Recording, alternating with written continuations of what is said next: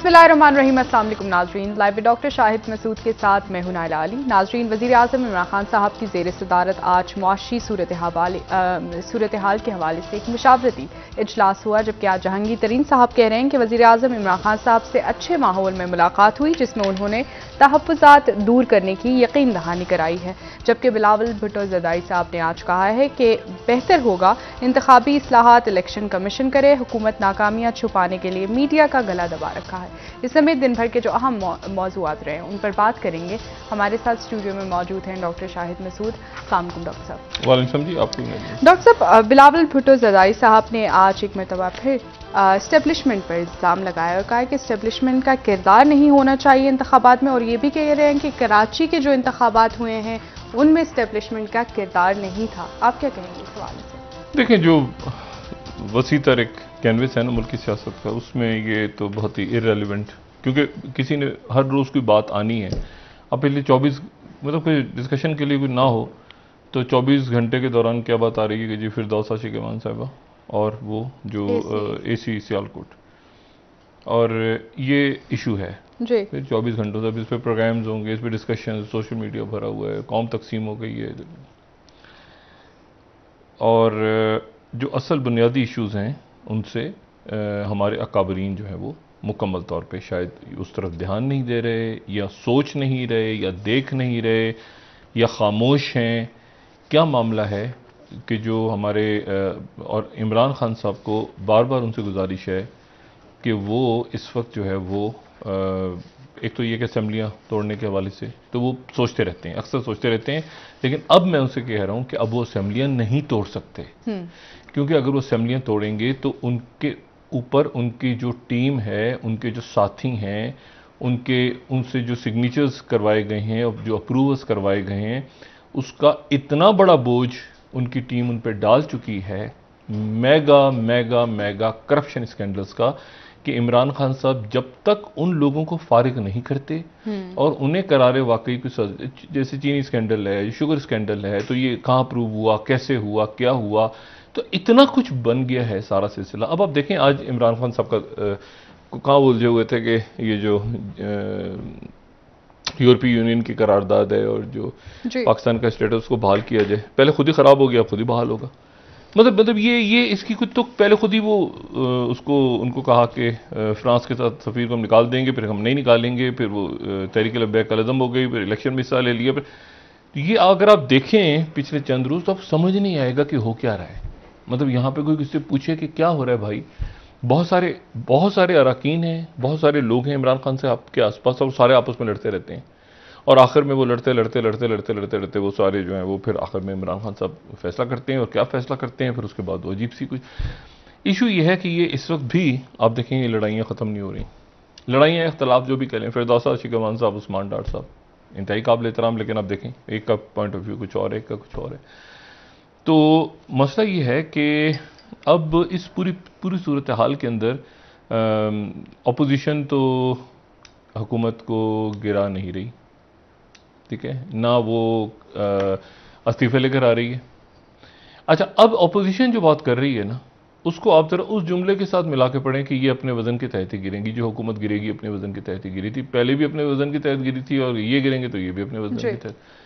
उस जुमले के तनाजुर में फिर अपोजिशन की हिकमत अमली को देखें आप, कि उन्होंने इस्तीफे भी नहीं दे रहे, उन्होंने लॉन्ग मार्च भी ख़त्म कर दिया, और वो आपस में भी एक दूसरे से लड़ रहे हैं, ठीक है, क्योंकि जो गिरेगा वो अपने वजन के तहत ही गिरेगा, उसको अपोजिशन भी नहीं गिराएगी। अब देखें, और उधर चटाक पटाख शुरू हो गई आपस में, देखें वजीर आपस में लड़ रहे हैं। शौकत तरीन साहब जो हैं उन्होंने बड़े रियलिस्टिक आदमी हैं, और उनका मिजाज बिल्कुल भी इमरान खान साहब के मिजाज से नहीं मिलता, क्योंकि इमरान खान साहब के आसपास जो एक शहद की दलदलें बैठी हैं, वो शौकत तरीन साहब उनमें से नहीं है। शौकत तरीन साहब बड़े एक अपराइट किस्म के आदमी है, जो मैंने पहले कहा ना, जैसे वो सीधी बात करने वाले, तो उन्होंने आज वही बात की कि सत्य अनाज बड़ा गर्क करके चले गए, तो मीशत की तो कोई सिमती नहीं है। IMF प्रोग्राम उन्होंने कहा नहीं, एक मिनट, उन्होंने कहा कि हम इस पे शराइत IMF की जो है, जो टैरिफ में इजाफा किया है ना, हाँ, तो क्या करेंगे IMF को, मतलब IMF से तय कर लिया मुआहदा, तो अब हम IMF की शराइत नहीं मानेंगे, रिवर्स नहीं हो सकता डॉक्टर साहब। नहीं कैसे करेंगे भाई, शराइत आपने मान ली ना उनकी, उन्होंने कहा जब बजट आने वाला है आप कह रहे हैं शराइत नहीं मानेंगे। मतलब अब यानी क्या कर रहे हैं, आपके नहीं जाना है, उसके बाद शराइत तय हुई, वो कौमी सलामती के राज थे, नहीं बता सकते, नहीं वो नहीं बता सकते थे। उसके बाद वो नहीं बता सकते कौमी सलामती के राज थे। उसके बाद अब जो है वो पता चल रहा है कि लोगों के सर में मुसीबत गिर रही है, लेकिन अब बम तबाही हो रही है, बर्बादी हो रही है। अब उधर से वो पीपल्स पार्टी के सारे अरकान को ले आए जो और अच्छे, मतलब मैं हफीज शेख साहब इंतहाई मुनासिब आदमी है, उनको गए कहाँ, उनको तो बात करने का मौका ही नहीं मिला कि क्या हुआ है, मतलब वो एक साइड पे निकल गए। अब देखिए ना, ये जो मैं बात करूँ खामोशी से, वो कहाँ है हफीज शेख, क्या कुछ भूल जाए कि हफीज शेख नाम के साहब थे। टिल फर्दर ऑर्डर, जब तक उनको वापसी का हुक्म नहीं आएगा कि आप आ जाएं किसी अगले दौर में, वो निकल गए, ये पता नहीं कहाँ पे। अब मसला ये है कि अब आगे शौकत तरीन, अच्छा शौकत तरीन साहब के मत्थे लग गया ये बजट। अच्छा बजट से पहले IMF से शराइत हम नहीं मानेंगे, तो शराइत नहीं मानेंगे तो वो कहेंगे कि माहिदा, नहीं वो कहेंगे भाई तो तोड़ दो माहिदा, खत्म कर दो ना, फिर करो फिर जो करना है। अच्छा अब अजीब अजीब कुछ सर पैर है नहीं। और वो क्योंकि वो शौकत तरीन साहब ने भी आके पहला जो बयान उनका था कि इसी तरह हम चलते रहे तो पाकिस्तान का खुदा हाफिज। मतलब वो इन हालात में शौकत तरीन भी सोच रहे हैं ना कि क्या करें। अच्छा हफीज शेख साहब को महंगाई डाल दी सारी, ये लड़ते इनकी टीम जो है ना आपस में, वो कहते हैं एक की चोंच और एक की दुम। मुझे लग रहा है इमरान खान साहब को बिल्कुल, और मैं इमरान खान साहब से कह रहा हूं कि आप इस वक्त तवज्जो दें अपनी कोविड के ऊपर। अच्छा आज जनाब वो हमारे जो इंतहाई मोहतरम सेक्रेटरी खजाना है, उन्होंने ये इंकशाफ किया है कि IMF ने हमें पिछले साल $1.5 अरब दिए हैं, $1.5 अरब। अच्छा कोविड से लड़ने के लिए। अच्छा IMF ने ऑन रिकॉर्ड उनका बयान है। अब $1.5 अरब कहां गए हैं? मैं जो बार बार बात कह रहा हूं कि करप्शन हुई है और मेगा करप्शन हुई है कोविड के अंदर, कोविड के फंड्स में। तो खान साहब जरा ज़हन में रखें, खान साहब की कोर टीम के मेंबर्स ने पैसे खाए हैं, और वेंटिलेटर पुराने इधर से उधर अस्पतालों में चले गए, ये लेबॉर्ट्रीज को इधर उधर दाएं बाएं आगे पीछे। और इमरान खान साहब खुद हॉस्पिटल रन करते रहे हैं और खुद समझते हैं कि कैसे मामलात को देखा जाता है। तो उनके ये तो उनकी कोर टीम है जो कि जिसमें वेंटिलेटर्स और किट्स और लेबॉर्ट्रीज के टेस्ट और $1.5 अरब कोविड का फंड। $1.5 अरब में आपको कोई हॉस्पिटल्स बनते नजर आ रहे हैं पाकिस्तान में? $1.5 अरब, यानी आप उसको रुपीज में कन्वर्ट करें, मतलब आपको वो बंद हो गए थे सारे, वो जो थे ना एक्सपो सेंटर उधर वहां बने होते ना, जो बनी बनाई बिल्डिंग, उन्हीं के अंदर दोबारा बेड लगा दिए थे। वो पैसे कहां गए? लोगों ने तो पैसे देकर अपने टेस्ट करवाए हैं। हुकूमत की तरफ से तो टेस्ट फ्री नहीं हुए, कोविड पॉजिटिव कोविड नेगेटिव, लोगों ने तो पैसे देकर लेबोरेटरी से टेस्ट करवाए हैं। कोई 4,000 ले रहा है, कोई 5,000, कोई 12,000, कोई 15,000, ये देकर टेस्ट करवाए हैं। उसके बाद मुझे बताएं कि सरकारी हॉस्पिटल जो हैं वो तो उनका तो वैसे ही फंड है, उनको कौन सा एक्स्ट्रा फंड मिला है कोविड के लिए? उनको तो वही वेंटिलेटर है, वही सारे। तो सवाल यह है कि ये पैसे कहां गए सारे $1.5 अरब? और दूसरी मैं बात अक्सर कहता रहता हूं कि इमरान खान साहब अपनी टीम पे नजर रखें। एक तो गवर्नेंस वगैरह के हवाले से मामला चलते ही रहते हैं ना, महंगाई हो गई, ये आटे की कीमत, चीनी की। सिक्योरिटी के हवाले से क्या इश्यूज हैं? उनकी टीम के कुछ अरकान के सिक्योरिटी के हवाले से इश्यूज हैं। मैं बार बार कहता हूं, मैं दोबारा कह रहा हूं, और मैं इसलिए कह रहा हूं कि अमेरिकन की जो मैं इंडिया पे भी आता हूं, इंडिया की सूरत हाल पे, क्योंकि वहां पर सूरत हाल बड़ी अजब डेवलप हो रही है। हमारा पड़ोस है, लेकिन शुरू हम अपने मगरबी सरहद से करते हैं। अफगानिस्तान के अंदर सूरत हाल यह है कि एक तो वहां पे बड़ा तशद्दुद हुआ है 24 घंटों में। वहां 20 के करीब बताया जा रहा है कि तालिबान ने उनके अफगान आर्मी के लोगों को मार दी है और एक चेक पोस्ट उनकी उड़ा दी है, सब कुछ। लेकिन उसके और ज़ल्म खलीजात काबुल में है इस वक्त। और जो इसके साथ ही ये भी इतला आ रही है कि एक डायलॉग चल रहा है तालिबान का और अमेरिकन का, और उसमें बाकी जो स्टेक होल्डर्स हैं वो भी हैं, यानी रशिया और चाइना और पाकिस्तान और टर्की और ईरान और इंडिया भी होगा यकीनन, और कतर और बाकी। और वो ये चल रहा है कि जी इनखला तो शुरू हो गया कल से, लेकिन इसको 11 सितंबर तक इसकी जो डेट है ना वो ना रखी जाए। सही। यानी सारी फौजों को तेजी से जुलाई तक निकाल लिया जाए तो तालिबान टर्की की कॉन्फ्रेंस अटेंड करेंगे। अच्छा, ये कंडीशन है कि मिडिल वे होती है ना, दरमियानी तारीख। यानी आप ना इसको लेके जाएं सितंबर तक और ना आप इसको रखें फौरी, जो कि 1 मई तक जाना था। चलें, हम आपकी बात हमने मानी, आप हमारी बात माने, इसको जुलाई की डेट कर लें। अच्छा, जुलाई की इसकी डेट कर लें तो इसका मतलब है कि चीजें, अगर ये फॉर्मूला हो जाता है फर्ज करें तय, तो फिर एक आपड़ धापड़ मचेगी, एक बहुत बड़ा, क्योंकि इसका मतलब है कि ये जो लंबी विंडो थी ये और छोटी हो जाएगी, और ये वो विंडो होगी जुलाई की जब पाकिस्तान के अंदर, यानी एक तो वहां पर क्या सूरत हाल डेवलप होती है, विड्रॉल होता है नहीं होता, क्या मामलात हैं। जनमार्क मिले जो हैं, जनमार्क मिले मैंने बताया था आपको कि वहाँ हवाई गए हैं और हवाई में उनकी मुलाकात हो रही है, जो उनके अलाइज हैं वहाँ पे, साउथ कोरिया और जापानीज। लेकिन जब वो वापस जा रहे थे हवाई से वाशिंगटन, तो उन्होंने रास्ते में फिर मीडिया से बात की है और उन्होंने कहा कि मुझे बिल्कुल नहीं पता, मुझे उम्मीद है कि अफगानिस्तान की जो आर्मी है वो अपने पैरों पे खड़ी होगी, उनको हमने असला दी है जदीद तर, हमने उनको ट्रेन बहुत ज़्यादा किया है, लेकिन मैं नहीं जानता, रियलिस्टिकली मैं नहीं जानता कि अफगानिस्तान में आगे क्या हालात पैदा होंगे। और साथ ही मैंने आपसे कहा ना कि 20 लोगों के वहाँ पे बलग में और फराग के इलाके में, बाकी इलाके में तशद्दुद हुआ है और उन्होंने पोस्टें उड़ा दी हैं वहाँ पे और काफ़ी हंगामा हुआ है। अच्छा, अब इस पूरी पिक्चर में ज़रा पाकिस्तान पे आप आ जाएं। इमरान खान साहब जा रहे हैं सऊदी अरब, और सऊदी अरेबिया में बाकी तो सारी बातें साइड की, सऊदी अरेबिया जो है वो फिर लोन दे रहा है, एक दफ़ा फिर लोन दे रहा है। ठीक है, इन्वेस्टमेंट नहीं है, लोन है गालिबन, और वो लोन है कोई 500 मिलियन डॉलर्स का, हमें लोन लेना पड़ रहा है उनसे। अब देखें कि ये फाइनलाइज होता है कि नहीं होता, लेकिन ये जो वहाँ से खबर है, यानी वहाँ से मतलब सऊदी अरब से भी नहीं और यहाँ से भी नहीं, ये खबर है मगरिब से, मगरिबी ममालिक। मगरिब तो खैर सारे पाकिस्तान में बैठ के हम मगरिबी ममालिक कहते हैं तो हम समझते हैं कि शायद हमारा जो है वो यूरोप या अमेरिका की तरफ इशारा है, हमारे तो सारे मशरिक वस्ता भी हमारे मगरिब में है, तो कहीं मगरिब से ही खबर आई है, बस समझ लें इस तरह से आप। तो अब ऐसा ये है कि और अगर यूरोप में बैठे हों तो हम कहते हैं ना मगरिब की तरफ मुंह करके नमाज पढ़ें पाकिस्तान में, तो यूरोप में बैठे थे तो हम कहते हैं कि इसको मशरिक की तरफ मुंह करके नमाज पढ़ें, काबा इस तरफ आ जाता है, ठीक है ना। और अगर हम कहीं रूस में बैठे होते हैं तो हम कहते हैं कि जनूब की तरफ मुंह करके, तो ये ऐसे ही मतलब है ना, मगरिब और मशरिक, और ये ऐसे ही जिस मुल्क में रहते हैं उसके मुताबिक आप देखते हैं कि कहाँ पे है काबा। बहरहाल, अच्छा, मसला ये है कि अब लेकिन असल बात यह कि ये बजट और उससे पहले जहांगीर तरीन साहब का मुकम्मल तौर पे अलग होना। अच्छा, अब इस तरह से अगर आप इसको ऑल प्रैक्टिकल पर्पस देखें तो हुकूमत इमरान खान साहब की ने अपनी हुकूमत को इंटैक्ट नहीं रखा हुआ, मतलब बहुत सारे लोग उधर हैं, इत्तेहादी उधर हैं, एमक्यूएम को वजारत दे दो वो नहीं ले रहे, अलग से वो अलग खड़े हैं, वो उधर खड़े हैं, वो उधर खड़े हैं। अच्छा, सदर जो हैं वो मतलब देखिए ना, अगर पार्लियामेंट इमरान खान साहब तोड़ते हैं, फर्ज करें पार्लियामेंट तोड़ते हैं, मैंने कल भी बात की थी, तो उनको तो फौरी तौर पे बैठना पड़ेगा शहबाज शरीफ के साथ, नहीं होगा तो वो जाएंगे, चला जाएगा, एक हफ्ते के अंदर तो मामला तय हो जाएगा। और जो सदर हैं वो अपनी जगह रहेंगे और स्पीकर भी रहेगा अपनी जगह। स्पीकर अगले इजलास तक रहता है, यानी जब इलेक्शन के बाद अगला इजलास होता है, नई हुकूमत बन जाती है, तो उस हुकूमत यानी उस असेंबली का पहला इजलास जो है वो पिछला स्पीकर ही तलब करता है, क्योंकि नए असेंबली स्पीकर का चुनाव रहा होता है ना, सही, पहले इजलास में नए स्पीकर का चुनाव होता है। ये जो असेंबली बनी थी असद कैसर साहब वाली, तो इसका जो पहला इजलास था उसको चेयर एयाज सदी साहब ने किया था, जिसमें इमरान खान साहब जीत के रखे। तो बात यह कि स्पीकर तो रहता है अपनी जगह।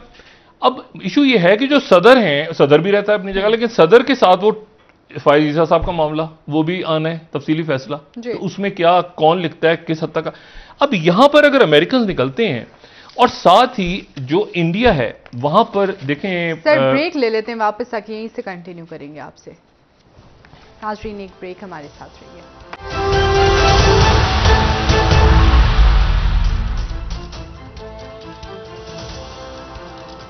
वेलकम बैक नाज़रीन। जी डॉक्टर साहब, खित्ते के मामलात पर आप बात कर रहे थे, भारत में कोविड के क्या हालात हैं, क्या सूरत हाल? देखिए, पहले तो मैं इमरान खान साहब से बरह रास्त एक गुजारिश बहुत अरसे से हो रही है दोबारा, ये कि तमाम इश्यूज को एक साइड पे फेंक दें और सिर्फ ये देखें कि कोविड और मईशत से इस अगले 2-3 महीने में इन्होंने कैसे निकलना है, ठीक है। और आपस में वो उससे लड़ रहा है, वो उससे लड़ रहा है, वो उससे अपनी कोर्ट टीम भी लड़ रही है, मसला ये है। और जो सिक्योरिटी के हवाले से अगर कंसर्न्स हैं तो उसको देखिए, अमेरिकन की यहाँ पे जाहिर है कि अगर इनकलाब तेज होता है तो हालात तेजी से चेंज होते हैं। और फिर सिक्योरिटी के हवाले से ये देखेंगे कि ये जो बंडल आइलैंड का इशू था, उनको स्पेस चाहिए ना कोई जगह, बेस चाहिए। तो ये क्यों बंडल आइलैंड पे इन्वेस्टमेंट इतने बिलियन की आ रही थी और ये आ रही थी, वो क्या था वो, जरा इसको खान साहब देखें ना, मतलब इस वक्त तो मतलब है कि बुनियादी पाकिस्तान की जो ज़रूरियात हैं वो नहीं, लेकिन बंडल आइलैंड के लिए अरबों डॉलर्स आ रहे थे बाहर से। तो वो क्यों आ रहे थे? वो कौन कौन से लोग थे पीछे उसके? खान साहब को इसको ये देखना चाहिए। और फिर वो चीज़ जो है वो रुकवा दी गई। क्यों रुकी? रुकवा दी गई, ठीक है, वो मामला रुक गया। बैरूनी ताकतों नहीं, जो नहीं छोड़ दें, वो जिसने भी रोका रुक गया वो, ठीक है ना। लेकिन वो क्या था, उसको जरा उसकी वजाहत होना जरूरी है ना, कि मतलब वो हमें इस वक्त जो बुनियादी इश्यूज हैं पाकिस्तान के, पाकिस्तान को लोन लेना पड़ रहा है, सब कुछ करना पड़ रहा है, तो वो ऐसे इन्वेस्टमेंट लेकर आ रहे हैं बंडल आइलैंड इन हालात में। तो क्या था ये चक्कर? ये भी कुछ वो कहते हैं ना, वो रोजवेल्ट से इसके भी कोई लिंक्स मिलते हैं। बहरहाल ज़्यादा बात इस पर अगर कहें करें, इनकी शख्सियत की वजाहत करें कि कैसे कौन सी पार्टीज थी जो आ रही थी। अच्छा, क्योंकि ये खान साहब, मैंने कहा ना कि खान साहब को बस वो है कि ये चीज़ें हों, कोई भी बताता है आके तो वो चीज़ें वो फिर उस तरफ चल पड़ते हैं, लेकिन वो क्या है हो रहा है पीछे, शायद उस पर खान साहब की नज़र नहीं रहती। और ख़ुद इकरार भी वो करते हैं कि मैं बहुत सारे मामला जो है वो मैंने टिकट्स ठीक नहीं दिए, या मुझे ऐसे गलतियां हुई और ये सारा, लेकिन ये गलतियों से बड़ी चीज़ें हैं थोड़ी सी। खैर गलतियों को छोड़ दें, अब इस वक्त जो है ना, यानी ये गलतियों से बड़ी है कि करप्शन हो गई उन पैसों में IMF की, ये बहुत बड़ी गलती है ना। IMF कहेगा कि 1 मिनट हट जाए, आप हमसे क्या बात कर रहे हो, हमने तो एड दिया आपको लास्ट ईयर 1.5 बिलियन जो आपके सेक्रेटरी खजाना कह रहे हैं। तो एक तो ये इशू है। दूसरा जो इशू है कि वो अफगानिस्तान से ये जो सिचुएशन क्रिएट हो रही है कि वो जल्द अगर यहाँ से निकलते हैं अमेरिकन, तो वो पीछे फिर क्या मामलात हैं सारे। मैंने आपसे कहा ना, ज़ल्मे इधर हैं तो ज़ल्मे खलीजाद पाकिस्तान भी यकीनन आएंगे, फिर रीजन में भी हैं वो। आपको पता है जनरल दोस्तों से कहाँ मुलाकात की है ज़ल्मे खलीजाद ने? उज़्बेकिस्तान में। उज़्बेकिस्तान गए हैं और वहां पर उनके ज़ल्मे खलीजाद ने उनके वजीर खारजा से, और ज़ल्मे खलीजाद ने वहां पर जनरल दोस्तों से मुलाकात की अफगानिस्तान में। यानी सेंट्रल एशियन कंट्रीज भी, तो सारे का सारा रीजन एक जो उसमें लावा पकड़ा है। तो उसमें कि फिरदौस आशिक अहवान ने सही कहा या उसने ठीक कहा, या वो ये इस वक्त बड़े फैसले, बड़े रियासत को बड़े फैसले करने। इंडिया के हवाले से मैं बात करता हूँ, देखिए वहां पर ये काफी दिनों के बाद अल्लाह का शुक्र है, अल्लाह के वहां पे आदाद नीचे हुए हैं, लेकिन 3 लाख से ऊपर है, और 3,68,157 के करीब नए केसेज हैं, और 3,411 बातें हैं। 3 लाख से ऊपर चल रहे हैं, लेकिन वो जो 4 लाख और उसके थोड़े से नीचे आए हैं, तो अल्लाह करेगा भी डिप नीचे ही हो। लेकिन बहरहाल देखते हैं कि कितने दिनों तक ये, अल्लाह करे नीचे हो, हमारी बेहतरीन दुआएं। लेकिन उसके साथ साथ लेकिन फिर वही बदकिस्मत वाकया कि कर्नाटका में फिर एक हॉस्पिटल के अंदर रात 12:30 बजे से लेके और 2:30 बजे के दरमियान 24 लोगों का इंतकाल हो गया। ऑक्सीजन नहीं पहुंची, मैसूर से आनी थी और ऑक्सीजन पहुंची नहीं उनके एक और शहर में कर्नाटका के, और उनकी डेथ हो गई ऑक्सीजन ना पहुंचने से। अच्छा, और इसमें जो दूसरी जो बात है ना, जो मेरे ख्याल से बड़ी इंपॉर्टेंट है इसी दौरान, वो ये है कि ये जो वहाँ के रिजल्ट्स आए ना, अगर हम देखें दोबारा, मतलब जिसको दुनिया में अब इस तरह से लिया जा रहा है। मैं अगर देखें, फॉरेन पॉलिसी लिख रहा है कि मोदीज बीजेपी रिजेक्टेड इन की स्टेट इलेक्शंस, ठीक है, और न्यूयॉर्क टाइम्स लिख रहा है कि जी with India drowning in crisis, जब इंडिया बहरानों में डूब रहा था, Modi's party loses big in a key election. अच्छा, तो अब मोदी साहब जो है वो इलेक्शन लड़ रहे थे, इलेक्शन लड़के वो कूदे, और इलेक्शन लड़ने के बाद वो कूदे और उसके बाद वो इलेक्शन वो हार गए। अच्छा, वो हारे कहां पर इलेक्शन? अब ये बड़ा इशू, ये इसको मैं 2-4 मिनट लेके ना, इसकी बड़ी इंपॉर्टेंस, बंगाल में हारी है। बंगाल में क्यों हारी? बंगाल क्या है? देखिए, बंगाल जो है, ये मोदी साहब एक बात शायद फरामोश कर गए, और हमें भी, क्योंकि हमारा भी एक ताल्लुक रहा है और हमसे भी माजी में गलतियां हुई हैं बहुत बड़ी तारीख में। तो मैं सिर्फ भी देख रहा था कि बंगाल में क्या हुआ है। बंगाल देखें, बंगाल जो है उसकी अपनी सकाफत है, बंगाल का अपना एक, ये जो ममता बनर्जी हैं, ये जो है ये भी हिंदू हैं, ये मुसलमान नहीं है, ये कोई कम्युनिस्ट नहीं है, ये भी हिंदू ही हैं।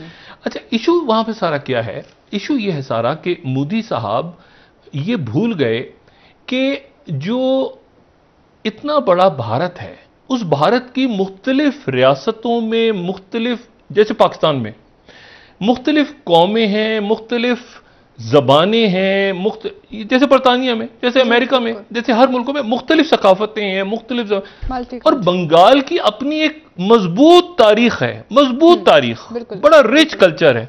6 नोबेल प्राइज निकले हैं बंगाल से, 6 नोबेल प्राइज। और बात यह है कि बंगाल जो है वो उसको आप इस तरह से देखें कि ये मगरबी बंगाल और मशरकी बंगाल में जो तकसीम हो गया था ना 1905 में, उससे पहले तो एक ही बंगाल था। सबसे पहले अगर कहीं ये मोदी साहब को ध्यान में रखना चाहिए, सबसे पहले कहीं अगर तलवार उठी है अंग्रेज के खिलाफ तो वो उठी है शुरू के दौर में, वो उठी है उस वक्त जबकि बंगाल में उन्होंने आके ईस्ट इंडिया कंपनी ने यहां पे फोर्ट विलियम बनाया। ये 1712-13 में फोर्ट विलियम उन्होंने बना दिया। और फोर्ट विलियम उन्होंने किस लिए बनाया था? फोर्ट विलियम उन्होंने इसलिए बनाया था कि वहां पे फ्रेंच कंपनी भी थी और डच कंपनी भी थी। फ्रेंच अटैक ना करें उनकी कंपनी में, तो उन्होंने फ्रेंच जो ताजिर आते थे उनके मुकाबले पे बना दिया फोर्ट विलियम। फोर्ट विलियम जब बनाना शुरू किया उन्होंने, जो वहां के नवाब थे जिनको तारीख याद रखती है नवाब सिराजुद्दौला के नाम से, तो नवाब सिराजुद्दौला ने इतराज किया और वो उन्होंने फोर्ट विलियम को पे जब बात नहीं सुनी, फोर्ट विलियम पे अटैक किया। अटैक करके वो उठा के बंद कर दिया लाके कलकत्ता में। उन्होंने कलकत्ता में जेलों में डाल दिया इनको, बहुत सारे इनके ईस्ट इंडिया कंपनी के लोगों को।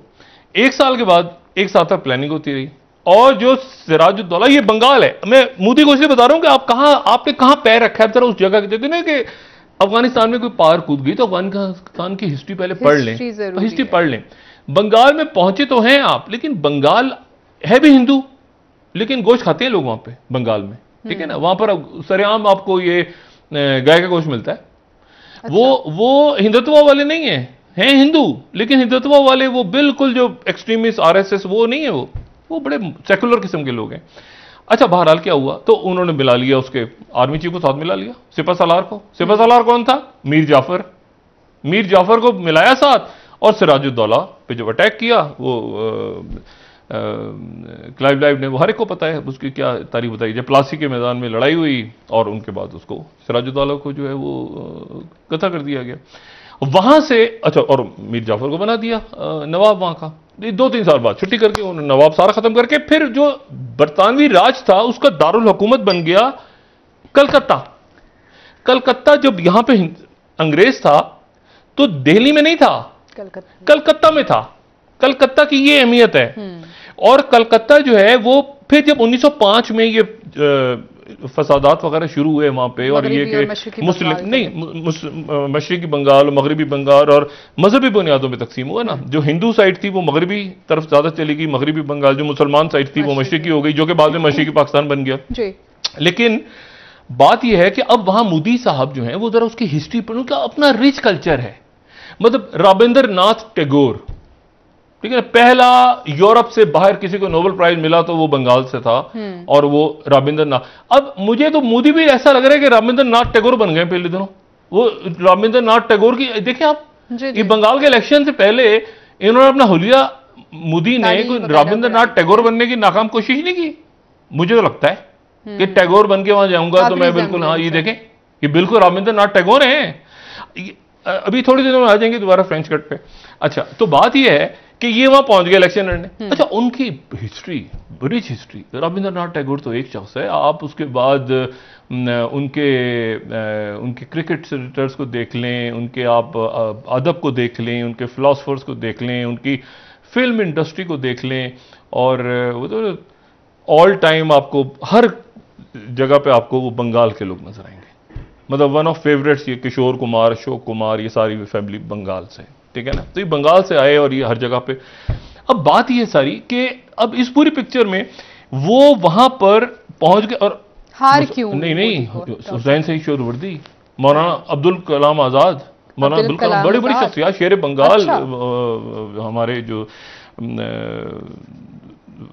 अब मतलब बात यह है कि मतलब मुस्लिम लीग की बुनियाद भी वहीं रखी गई, मौलवी फजल हक शेर बंगाल, और अबुल कलाम आजाद जो कांग्रेस में चले गए, और बाकी बड़े बड़े लोग, मैंने कहा बड़ी शख्सियत। बंगाल की अपनी रिच हिस्ट्री है।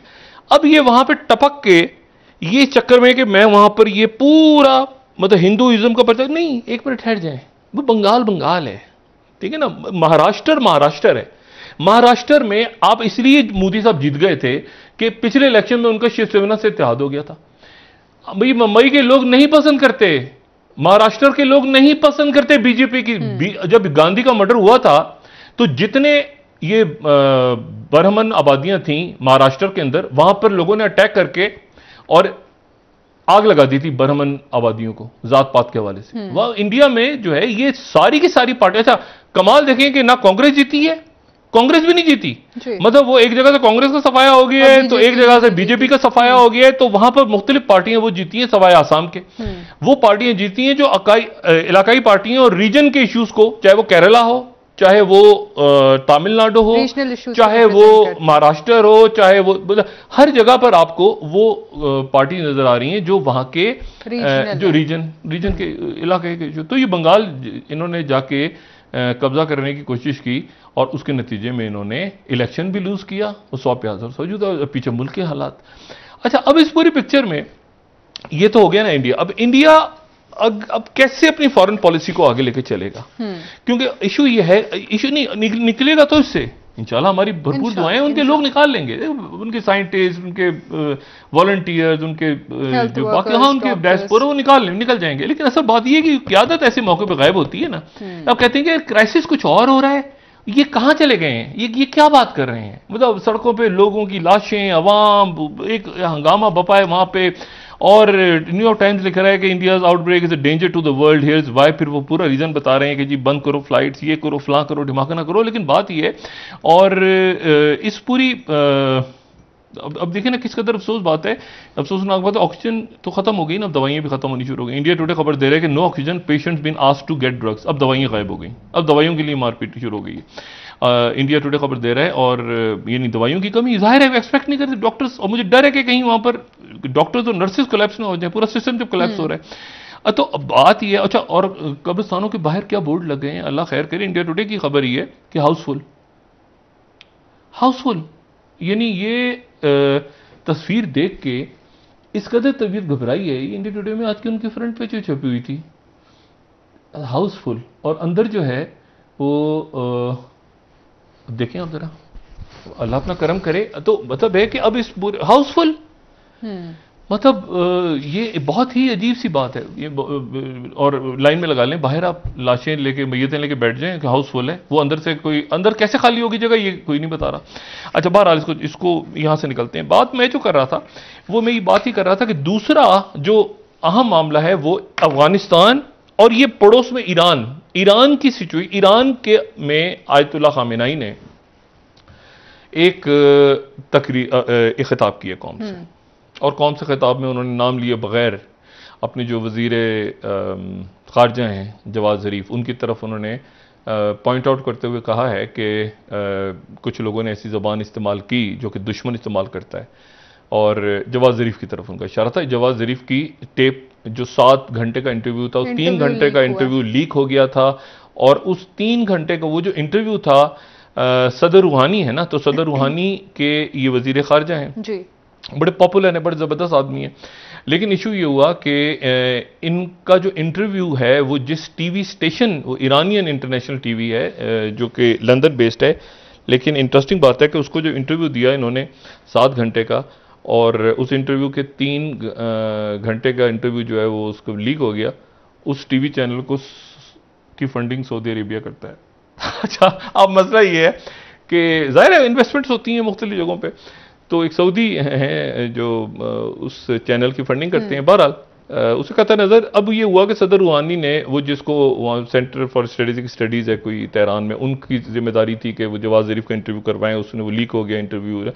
जवाद ज़रीफ साहब ने माफ़ी मांगी है, और जवाद ज़रीफ साहब ने कासिम सुलेमानी से भी, उनके अहल खाना से उन्होंने माफ़ी मांगी है कि अगर किसी का मेरा बिल्कुल मकसद ये नहीं था कि किसी की दिल शिकनी हो और ये सारा हो मामला, और मैं उस पर माजरत चाहता हूँ। लेकिन आयतुल्लाह खामेनी की तरफ से ये स्टेटमेंट आने के बाद पॉलिटिकल फ्यूचर, और ये उस वक्त सारा हो रहा है, ये सदर रूहानी ने कहा कि ये सारा इस वक्त किया गया है जब हमारे मामलात अमेरिका के साथ जौहरी ताउन के आगे बढ़ रहे हैं। एक नई कहानी बीच में आ गई, और वो ये कहानी आ गई कि अल मदाइन टीवी जो उनका वहाँ पे है, लेबनान से में काम करता है, लेकिन जाहिर है कि वो प्रो ईरान है, तो उसने ये कहा कि जी अमेरिका के साथ ये डील हो रही है, और डील क्या हो रही है कि 4 बंदे हमारे अमेरिका छोड़ेगा ईरानियंस को, और 4 अमेरिका के जो स्पाइस हैं उनको हम छोड़ देंगे, और जवाब में $7 बिलियन जो है वो जो माहिदा बैकग्राउंड गुफ्तगू चल रही है अमेरिका के साथ, उसमें प्रिजनर स्वैप भी है। यानी उसमें ये 4 हम छोड़ेंगे, 4 वो छोड़ेंगे, उसके नतीजे में जो पैसा जो है वो रिलीज हो जाएगा। अच्छा, अब उसमें इशू ये है कि उसमें अब ये तो बहुत बड़ी खौफनाक बात है ना कि आप इस तरह से प्रिजनर स्वैप हो रहा है, तो फौरी तौर पर उन्होंने फिर इसको क्लैरिफाई किया। अल जजीरा जैसे कह रहा है कि US denies Iran state media report saying prisoner swap agreed. तो ये एक बड़ी खबर आई, और उसके साथ ही जो है वो फिर और फिर तेहरान टाइम्स ने खबर दी कि Tehran Washington prisoner swap has nothing to do with Vienna talks. Prisoner swap, अच्छा उन्होंने कहा कि स्वैप का कोई ताल्लुक नहीं है वियना टॉक, लेकिन हो रहे हैं स्वैप। ईरान बजीद है, ईरान कह रहा है कि प्रिजनर स्वैप होने जा रही है, उसके नतीजे में 7 बिलियन लास्ट लाइन में देख रहे हैं अमेरिका पे 7 बिलियन, जो बिल्कुल इसकी लास्ट लाइन है, $7 बिलियन रिलीज होंगे। अच्छा, अब अमेरिकन कह रहे हैं कि ये कोई बात ही नहीं हो रही, इस किस्म का कोई किस्सा ही नहीं है। अच्छा, दूसरी जो बात है वो ये है कि साथ ही इन्होंने ब्रिटिश के बारे में बात कर दी। वहां की एक खातून है, उनका नाम है नाजनीन।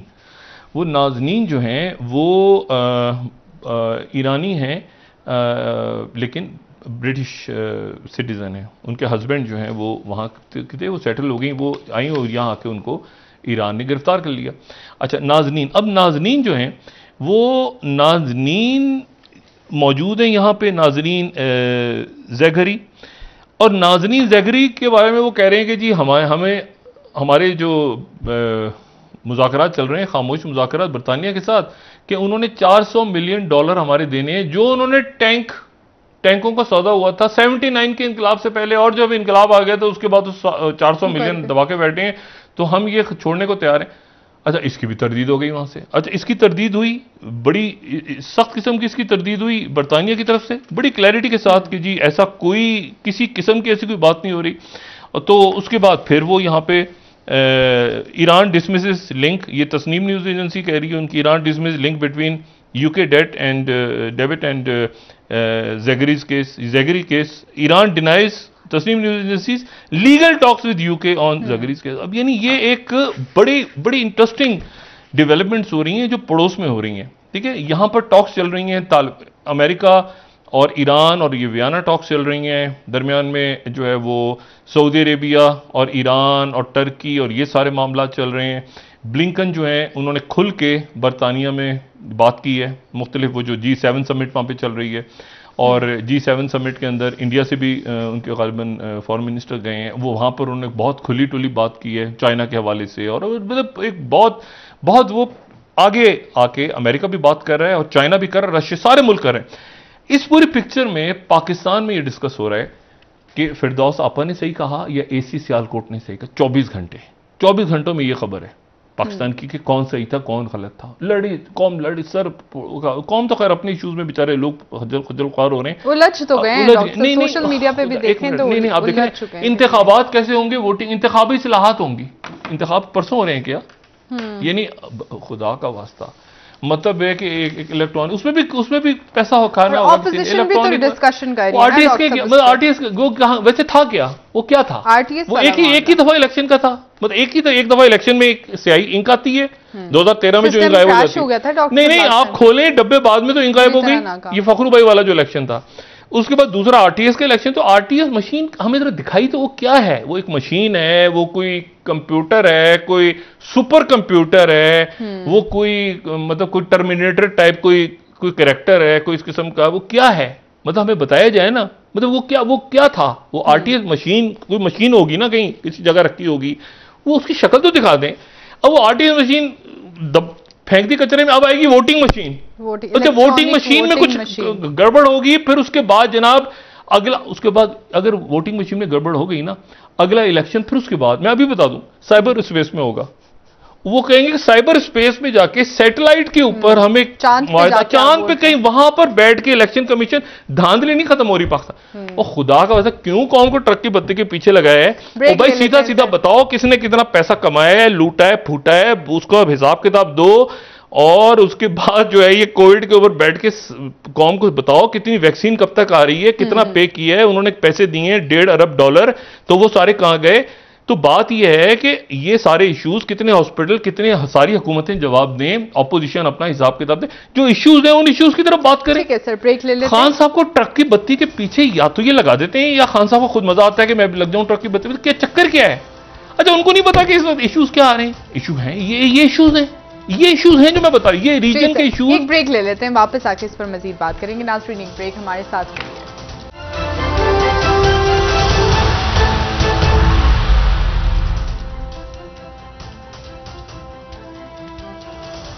वेलकम बैक नाज़रीन। जी डॉक्टर साहब, खित्ते की मामलात पर आप बात कर रहे थे। वज़ीर आज़म साहब दौरे सऊदी अरब के लिए भी आने वाले दिनों में शायद जा रहे हैं। अल्लाह करेगा उनका दौरा इंशाल्लाह कामयाबी रहेगा दौरा। लेकिन बात सारी ये है, देखें कि वो जो खान साहब को कोई कहता रहा है कि 2 अरब मुल्क मेरी हुकूमत गिराने की कोशिश कर रहे हैं, वो आपके ख्याल से सऊदी किसकी तरफ इशारा? तो उनको नहीं पता। एनआरओ के लिए नहीं, एनआरओ नहीं, खान साहब जा रहे हैं, दौरा कामयाब रहे, सब कुछ ठीक रहे। लेकिन खान साहब देखें, बात ही उनको पता है, ये मैं आपको अपनी यानी इंफॉर्मेशन की बेस पे बता रहा हूं कि उनको इस बात का इल्म है। उनको इस बात का भी इल्म है कि ये दरमियान में पैरल ओआईसी और ये सारा, और शाह महमूद कुरैशी साहब और ये सब, अब खान साहब को उन्होंने बुलाया है। ठीक है, खान साहब जा रहे हैं, दावत दी, दावत ऐसी दी जाती है ना, खान साहब जा रहे हैं, दौरा कामयाब अल्लाह ताला करे। 27वीं की शब से खान साहब वहीं गुजारेंगे। लेकिन मामला यह है कि क्यों, मतलब ये सारा जो, जैसे अब यूरोप के साथ ताल्लुकात बेहतर बनाने की कोशिश हो रही है, पहले बिगाड़ के, तो हमारा बरादर मुल्क था, तो क्या जरूरत थी, किसका मशवरा था पैरेलल ओआईसी बनेगी एक, मतलब उनकी तो सुलह हो गई आपस में, तो वो तो बेहतरी की तरफ जा रहे हैं, ईरान और सऊदी अरब, ईरान और तुर्की। तो बात यह है कि ये कौन था, ये किसकी आइडिया किसका था जो समझ में आए। और देखिए ग्लोबल टाइम्स ने आज क्या किया है, उन्होंने सबसे जो इंपॉर्टेंट इत्तेहादी हैं फिलिपाइन, जहाँ पे वो अमेरिकन की ट्रूप्स भी मौजूद हैं और अड्डे भी मौजूद हैं और सारे, उनके सदर को उन्होंने साइनोफॉर्म लगा दिए, फिलिपाइन के सदर को। अब सदर जो है, यार शक्ल दिखाएं जरा फिलिपाइन के सदर की, जो वो बेचारे जो हैं वो साइनोफॉर्म लगवा रहे हैं, उन्होंने फ्रंट पे नहीं। बात यह है कि उन्होंने जो द्यूतर्ते हैं उनके सदर, उन्होंने साइनोफॉर्म वैक्सीन लगवाई है मंडे को। अब बात यह है कि दुनिया कहां से कहां जा रही है, इश्यूज क्या हैं। तुलु न्यूज़ खबर दे रहा है कि 10 security force member killed in फरा और बगलान अटैक्स। लेकिन उसके साथ ही दूसरी जो न्यूज़ एजेंसीज हैं वो खबर दे रही हैं कि इससे बहुत ज़्यादा तादाद बयान कर रही हैं कि वहाँ पे तशद्दुद और जो मारा मारी है वो बढ़ गई है। मेरा सिर्फ ये नुकता है ना, तुलु न्यूज़ ये भी कह रहा है कि बाइडेन से US will disturb any threat from Afghanistan. वो कल जो प्रेसिडेंट बाइडेन ने वहाँ पे बात की है, क्योंकि कल वो 2 मई थी, तो उसामा बिन लादेन के हवाले से चूंकि 10 साल पूरे हुए थे, तो प्रेसिडेंट बाइडेन ने यह भी कहा है कि किसी किस्म का कोई अगर यूएस के मफादात को नुकसान पहुंचा तो अमेरिका मुकम्मल तौर पर रिस्पॉन्ड करेगा।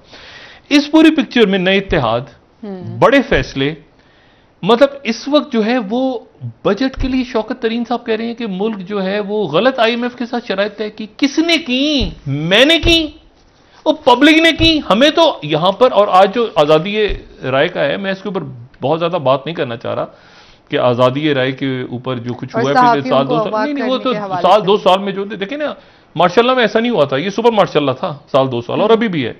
और हम भी कोशिश कर रहे हैं कि वो खबरें ना दें, क्योंकि खान साहब खुद अगर अपने इर्द गिर्द के लोगों को पकड़ लें जो उनकी टीम में, पहले तो ये कि मैंने कौन किसका रिकमेंडी है, फिर कौन कहां से कौन किसकी पर्ची लेकर आया, किसने क्या किया, कौन किधर पूरा हो गया, ये मतलब ये क्या है।